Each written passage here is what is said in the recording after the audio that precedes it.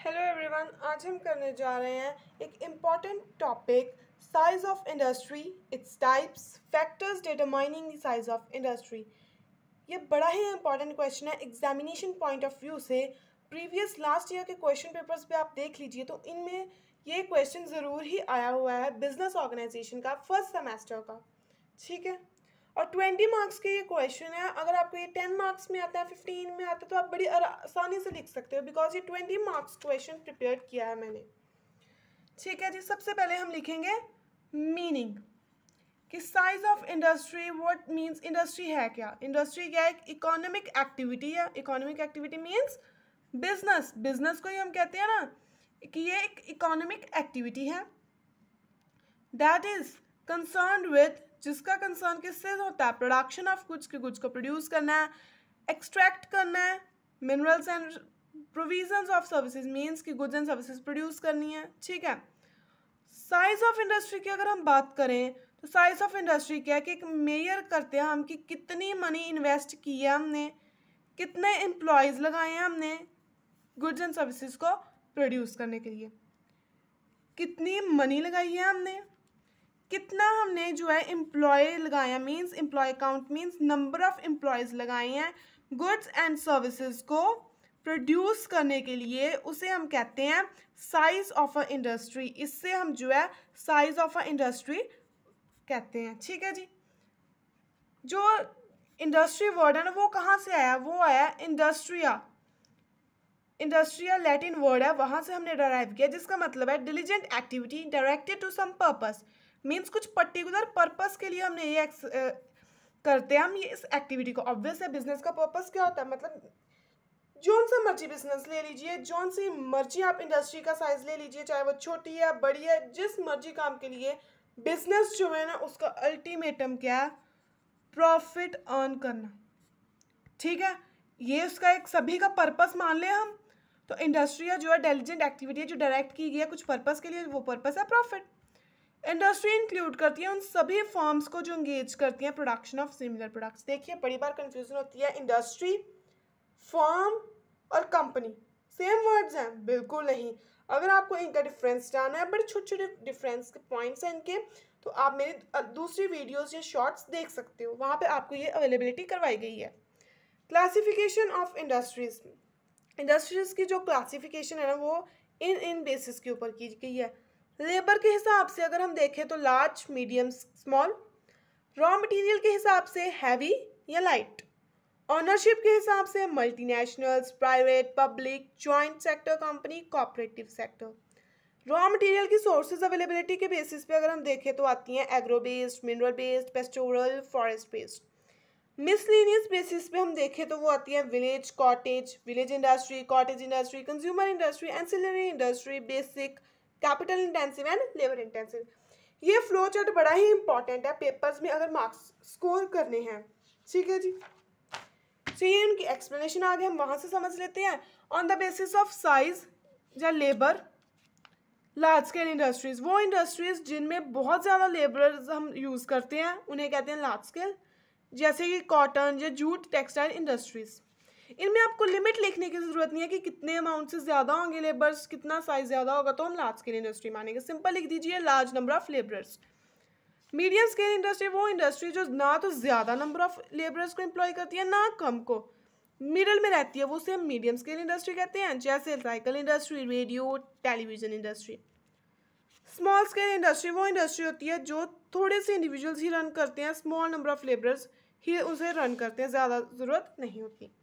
On the basis of raw material and finished goods, heavy industry और light industry हमने पीछे पढ़ा। Heavy industry वो इंडस्ट्री होती है जिसमें हैवी बल्कि रॉ मटेरियल हम यूज़ करते हैं और प्रोडक्ट्स जो है वो सेम कैटेगरी के प्रोड्यूस करते हैं, जैसे आयरन एंड स्टील इंडस्ट्री। नाम से पता चल रहा है कि भाई iron and steel industry heavy industry है। क्यों? क्योंकि इसमें बड़ा ज़्यादा रॉ मटेरियल ज़रूरत पड़ती है लार्ज अमाउंट में। ये हैवी भार वाला हैवी नहीं हमने देखना, ये हमने देखना है बल्क में, लार्ज में हमें जो है सामान की ज़रूरत पड़ती है। लाइट इंडस्ट्री वो इंडस्ट्री जिसमें लाइट रॉ मटेरियल प्रोड्यूस होता है, लाइट ही फिनिश्ड गुड्स जैसे इलेक्ट्रिक फैंस। ठीक है जी, on the basis of ownership के बेसिस पे ये बड़े इंपॉर्टेंट इंडस्ट्रीज होती हैं, ये आगे जाके बड़े इंपॉर्टेंट क्वेश्चंस भी फॉर्म लेती हैं ये वाले टॉपिक्स। प्राइवेट सेक्टर इंडस्ट्री, इनके ना बेसिक्स अगर आप क्लियर हो जाएंगे ना तो आप इस पर बड़ा क्वेश्चन भी कर सकते हो। जनरली इस क्लास में नहीं आएगा, नेक्स्ट में आएगा, बट फ्यूचर में आपको ऐसे छोटे छोटे पॉइंट्स का ध्यान रखना होगा अगर आपको अपने कॉमर्स से रिलेटेड कोई भी कॉम्पिटिटिव एग्जाम क्रैक करना है तो। प्राइवेट सेक्टर इंडस्ट्री, ये वो इंडस्ट्री होती है जो प्राइवेटली ओन्ड होती है, ऑनरशिप प्राइवेट हैंड्स में होती है, गवर्नमेंट हैंड्स में नहीं होती, जैसे बजाज ऑटोमोबाइल्स, टिस्को, रिलायंस, ठीक है, रेमंड क्लोथिंग्स, ऐसे इंडस्ट्रीज जो प्राइवेट लोग चलाते हैं जिसमें गवर्नमेंट इंटरफेयर नहीं करती। पब्लिक सेक्टर वो इंडस्ट्रीज का सेक्टर होता है जिसमें स्टेट, सेंटर या कोई भी ऐसी एजेंसी जो गवर्नमेंट ओन्ड है वो उस इंडस्ट्री को चलाती है, उसने उसके शेयर्स बाय किए हैं, जैसे भारत हैवी इलेक्ट्रिकल्स लिमिटेड, ठीक है जी। इसमें गवर्नमेंट इंटरफेरेंस होती है। पब्लिक और प्राइवेट का मैंने बड़ा अच्छा डिफरेंस समझाया, वो आप पिछली वीडियो देख सकते हो। जॉइंट सेक्टर इंडस्ट्रीज, वो इंडस्ट्रीज जो जॉइंटली प्राइवेट भी हो और गवर्नमेंट ने भी चलाई हो, मीन्स 50-50 दोनों का शेयर हो, या जितनी भी उन्होंने रखी है लिमिट।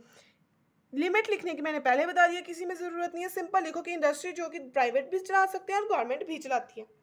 कोऑपरेटिव सेक्टर इंडस्ट्री वो सेक्टर इंडस्ट्री होती है जो कोऑपरेटली रन की जाती है, ग्रुप ऑफ पीपल उसे करते हैं, जनरली जो producers of raw material of given industries, sugar mills, owned and run by farmers, means 4-5 बंदे जो वो इकट्ठे काम करते हैं, वो रॉ मटेरियल प्रोवाइड करते हैं। कोऑपरेटिव इंडस्ट्रीज ना, कोऑपरेटिव सेक्टर जैसे मान लीजिए ए, बी, सी और डी, ये 4 बंदे हैं, अलग अलग काम करेंगे तो इनको इतना फ़ायदा नहीं होगा, तो ये क्या करते हैं, कोऑपरेट करते हैं एक दूसरे के साथ, कोऑर्डिनेशन में आते हैं वॉलंटरीली, और इकट्ठे जो है वो प्रॉफिट्स को अर्न करते हैं, जैसे शुगर मिल फार्मर्स इकट्ठे चलाते हैं उसे। मल्टीनेशनल्स, वो मल्टीनेशनल्स क्या होती हैं, वो इंडस्ट्रीज जो ऑपरेट की जाती हैं बहुत सारी कंट्रीज़ में और इनका हेडक्वार्टर एक नेशन में होता है, जैसे मैकडोनल्ड्स, एप्पल। एप्पल यूएस की कंपनी है, इंडस्ट्री है, लेकिन वो क्या यूएस में ही है, नहीं, इंडिया में भी अब प्लांट लगा रही है, और भी उन्होंने बड़े सारे जो है अलग अलग कंट्रीज़ में अपने प्लांट्स इंडस्ट्रीज खोली हुई है, मीन्स ये मल्टीनेशनल्स है, एक नेशन से दूसरे नेशन में भी इनका बिजनेस है फैला हुआ है, लेकिन इसके हेडक्वार्टर्स एक ही नेशन में होते हैं। नेक्स्ट आ गया on the basis of source of raw material, कि हमें रॉ मटेरियल मिल कहाँ से रहा है, उस बेसिस पे भी इंडस्ट्री होती है। पहले हमने पढ़ी थी ना कि on the basis of raw material, की रॉ मटेरियल के हिसाब से, अब वो रॉ मटेरियल आ कहाँ से रहा है उस सोर्स से, इसके बेसिस के ऊपर भी हमने जो है वो क्लासिफिकेशन की है। फर्स्ट आती है एग्रो बेस्ड, मीन्स वो इंडस्ट्रीज जो रॉ मटेरियल ऑब्टेन करती हैं एग्रीकल्चर से, एग्रो वर्ड मीन्स एग्रीकल्चर से, एग्जाम्पल है cotton textile, jute textile. Mineral based industries वो इंडस्ट्रीज जो रिसीव करती है रॉ मटेरियल अपना मिनरल से, कौन से मिनरल्स, जैसे iron and steel, aluminium, cement industries आ जाती हैं इसमें। पेस्टोरल बेस्ड इंडस्ट्रीज वो इंडस्ट्रीज जो जिनका रॉ मटेरियल डिपेंड करता है एनिमल्स के ऊपर, जैसे कि hide, skins, bones, shoes, dairies, ऐसी पेस्टोरल बेस्ड इंडस्ट्रीज होती हैं। फॉरेस्ट बेस्ड इंडस्ट्रीज वो इंडस्ट्री होती है जो पेपर कार्डबोर्ड्स बनाती है, पेपर्स बनाती है, लेदर का काम है जिसका, जो मीन्स की ट्रीज, फॉरेस्ट्री से कंसर्न होती हैं। मिसलेनियस इंडस्ट्रीज, ये किसी ऊपर वाली कोई भी ऑन द बेसिस ऑफ किसी भी क्लासिफिकेशन में नहीं आती, तो इन्हें हम मिसलेनियस में जो है वो ले लेते हैं। विलेज इंडस्ट्री वो इंडस्ट्री जो विलेजेस में लोकेट हो और प्राइमरीली वो जो है रूरल पीपल की नीड्स को ही पूरा करे, जैसे oil extraction, grain grinding machines, जैसे है ना कोल्हू होते हैं जो सरसों का तेल निकालते हैं, वो भी तो एक विलेज इंडस्ट्री में आता है क्योंकि वो रूरल पीपल की नीड को पूरा कर रहे हैं। कॉटेज इंडस्ट्री वो इंडस्ट्री होती है जो आर्टिसंस जैसे सेटअप अपने घर में सेटअप करते हैं और वर्क करते हैं वुड के साथ, ब्रास के साथ, उन्हें कॉटेज इंडस्ट्रीज कहते हैं। जैसे हैंडलूम मीन्स घर में उन्होंने छोटी सी इंडस्ट्री खोली हुई है और घर में खुद से ही वो काम कर रहे हैं। जैसे पुराने ज़माने में लोग शॉल्स जो है वो निकालते थे, जैसे पश्मीनी शॉल्स जो होते हैं वो खुद निकालते हैं, अगर वो मशीनरी की यूज़ ना करें, खुद हाथों से निकालें, तो वो कॉटेज इंडस्ट्री में आएंगे। कंज्यूमर गुड इंडस्ट्रीज वो इंडस्ट्रीज जो उन कॉमोडिटीज़ को प्रोड्यूस करती है जो डायरेक्टली पीपल यूज़ करते हैं, जैसे बेकरीज, ठीक है जी। एंसिलरी इंडस्ट्रीज वो इंडस्ट्रीज होती हैं जो पार्ट्स को मैन्युफैक्चर करती हैं, एक्सेसरीज को मैन्युफैक्चर करती हैं, कंपोनेंट्स को मैन्युफैक्चर करती हैं और बिग इंडस्ट्रीज को हेल्प करती हैं, जैसे ट्रक्स, बसेस, ट्रैक्टर्स। ये एक इंडस्ट्री नहीं बनाती, अलग अलग इंडस्ट्रीज बनाती हैं। अलग अलग इंडस्ट्रीज जो है इनके पार्ट्स बनाती हैं और फिर एक जो है ट्रैक्टर, एक इंडस्ट्री आगे सप्लाई करवाती है। बेसिक इंडस्ट्रीज वो इंडस्ट्रीज होती हैं जो डिपेंड करती हैं for their manufacturing process other companies के ऊपर, अदर इंडस्ट्रीज के ऊपर। Iron and steel industry, power and generating industry, जो पावर जनरेटिंग इंडस्ट्री है, क्या वो जहाँ आयरन एंड स्टील इंडस्ट्री है क्या वो अकेली है? नहीं, वो जो है उनके मैन्युफैक्चरिंग प्रोसेस जो है अदर इंडस्ट्रीज पे डिपेंड करते हैं। ठीक है, आगे आगे कैपिटल इंटेंसिव इंडस्ट्री, वो इंडस्ट्री जिसमें ह्यूज इन्वेस्टमेंट लगती है, कैपिटल लगता है, iron and steel, cement industries. Labour intensive industries वो होती हैं जिसमें ह्यूज इन्वेस्टमेंट नहीं, ह्यूज लेबर लगता है। इसको लेबर, इस इंडस्ट्री में लेबर को इंपॉर्टेंस दी जाती है, कैपिटल को नहीं। अगर हम कैपिटल इंटेंसिव इंडस्ट्री की बात करें तो इसमें जो है कैपिटल को ड्यू इम्पॉर्टेंस मिलती है क्योंकि ये कैपिटल इसमें ज़्यादा लगती है रादर देन लेबर्स। लेकिन लेबर इंटेंसिव में लेबर्स को ज़्यादा जो है इंपॉर्टेंस दी जाती है। आगे छोटा सा एक टॉपिक है बिजनेस साइज इंपॉर्टेंस। क्यों हम जो है वो इतना इंपॉर्टेंस देते हैं अपने बिजनेस के साइज को? देखिए, जो बिग बिजनेसेस होते हैं उनके पास लार्ज कैपिटल होती है, रिसोर्सेज होते हैं कि वो ग्रो करें। एज ए रिजल्ट उन्हें जो है बेटर इकोनॉमीज मिलती हैं, बेटर बेनिफिट्स मिलते हैं, और वो मार्केट पोजीशन को ना सिर्फ सपोर्ट करते हैं बट ऑल्सो उनमें बार्गेनिंग पावर भी होती है।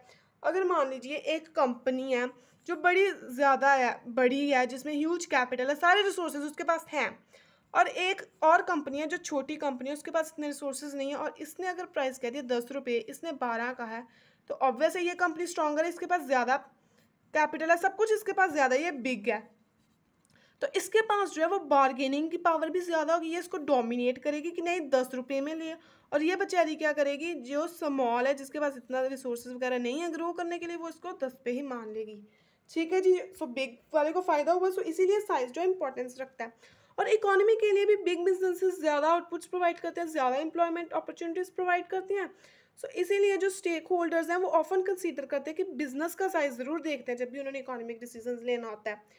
बिग बिजनेस है, ज़्यादा बड़ा है, कैपिटल और रेट पता है कि ज़्यादा लगेगी, all knows that, but returns भी तो ज़्यादा आएंगे क्योंकि ज़्यादा सामान बनाएंगे, पर प्रोडक्ट कॉस्ट कम पड़ेगी। सो ये जो नीचे customer, creditors, government, investors, workers, suppliers और भी बड़े सारे हैं, ये रेकमेंड करेंगे कि हम लार्ज रिटर्न्स लें जिससे कि हम लार्ज बिजनेस में इन्वेस्ट करें। लार्ज हो या बिजनेस स्मॉल हो, जो सा मर्जी हो, बट रिटर्न्स जो है उनको ज़्यादा मिले, इसी उस टाइप ऑफ उस साइज़ के बिजनेस में ये पैसा अपना इन्वेस्ट करेंगे।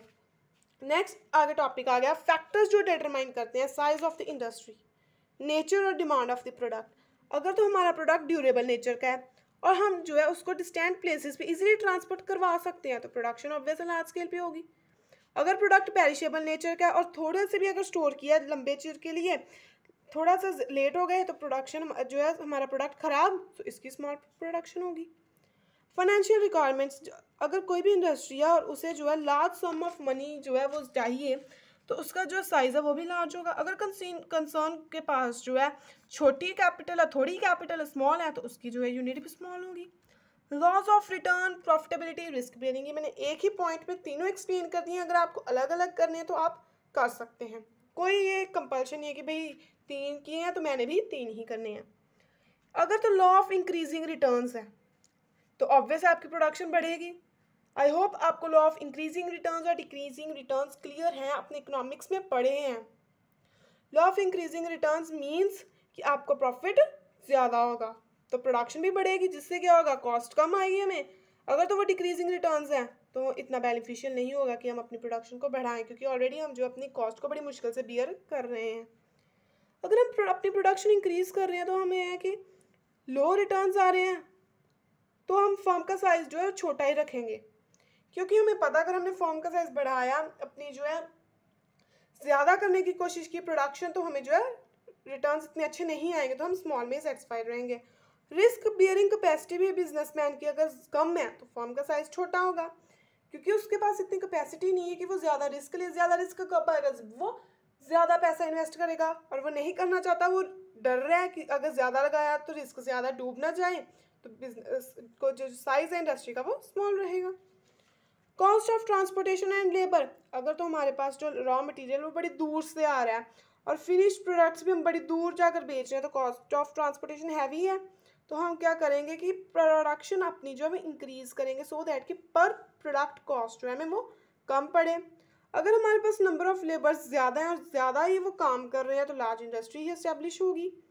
मार्केट साइज, अगर हमारी फर्म जिस टाइप ऑफ प्रोडक्ट में काम कर रही है, जैसा बिजनेस है हमारा, उसकी जो मार्केट है वो लिमिटेड है, तो प्रोडक्शन भी स्मॉल स्केल में होगी।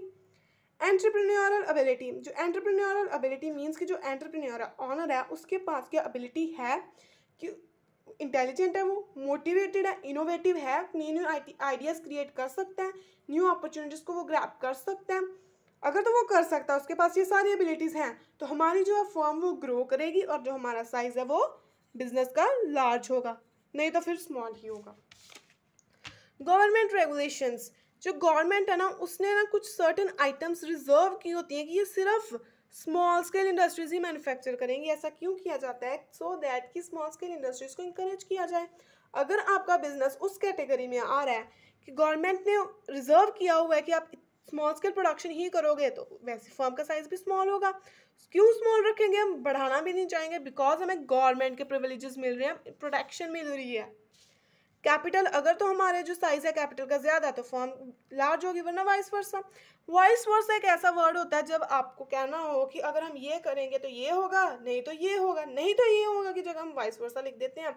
अगर साइज ऑफ कैपिटल ज़्यादा है तो फॉर्म लार्ज होगी, वाइस वर्सा की जगह अगर हमने ये लाइन लिखनी होती, if the size of a capital is more form would be large, and if size of a capital is less low form would be small. तो ज़्यादा इतना अच्छा नहीं पड़ता, हम वाइस वर्सा लिखते हैं कि इसका ऑपोजिट होगा अगर आप ये काम नहीं करोगे तो। Availability of input and advanced technology, कहते हैं अगर प्रोडक्शन फैक्टर्स की हम बात करें, raw material, labour, power, land, सब कुछ हमारे पास अबंडेंस में प्रेजेंट है, तो हम एंटरप्रेन्योर्स क्या करेंगे? लार्ज स्केल ऑपरेशंस करेंगे, लार्ज स्केल प्रोडक्शन करेंगे, क्योंकि हमें पता है कि अगर हमने प्रोडक्शन ज़्यादा की तो हमारा रॉ मटेरियल है हमारे पास ज़्यादा। ये नहीं है कि रॉ मटेरियल आपके पास जो है 5 kg है या वट एवर, सो हम 5 की एग्जांपल ले रहे हैं, यूनिट्स छोड़ ही दो, 5 है और आपने प्रोडक्शन 10 की करनी है, तो भाई ये पॉसिबल है? अगर हमें पता है हमारे पास 15 रॉ मटेरियल है, अगर 10 की भी प्रोडक्शन होगी, 14 की भी प्रोडक्शन होगी, तब भी 1 यूनिट बच जाना है, तो हम जो है लार्ज प्रोडक्शन की तरफ जाएंगे। कंक्लूजन लास्ट में हम दे देंगे कि बहुत सारे फैक्टर्स रिस्पॉन्सिबल होते हैं unit of size of the unit के लिए, जिसमें कैपिटल, गवर्नमेंट रेगुलेशंस आ जाती हैं। लास्ट में ये डिपेंड एंटरप्रेन्योर पे करता है, एंटरप्रेन्योर का ही डिसीजन है कि उसने कौन से साइज चूज करना है अपनी इंडस्ट्री के लिए। ठीक है, ये था size of industry, its types and factors जो इसको डिटरमाइन करते हैं। आई होप आपको ये समझ आया हो, और प्लीज़ अगर आपको ये समझ आ गए हैं तो नई वीडियोस के लिए चैनल को सब्सक्राइब ज़रूर करना, और इस वीडियो को शेयर और लाइक ज़रूर करना, और कमेंट में ज़रूर बताना कि आपको ये वीडियो कैसी लगी। Thank you.